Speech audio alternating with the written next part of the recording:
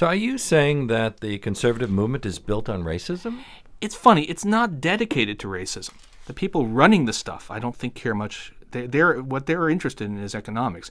But it has won elections based on racism.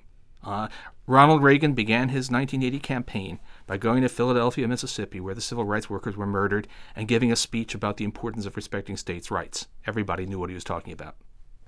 So the people were speaking in a kind of a coded way. Yeah. But that still would suggest that you're saying that racism is, whether these people saw themselves as racist or not, racism is one of the factors. Oh, sure. There's a quote I can't reproduce exactly, but from Lee Atwater explaining his strategy. He's saying, well, back in the 60s, you would go and say nigger, nigger, nigger, and now you just say things about states' rights and low taxes, but you're appealing to the same people. And yet we don't hear as much about the role that race has played in politics since the 1970s. Well, people prefer, we've whitewashed what Reagan was. I mean, Reagan has become the great pure conservative advocate, but he's in fact the guy who went around making up stories about welfare queens driving Cadillacs.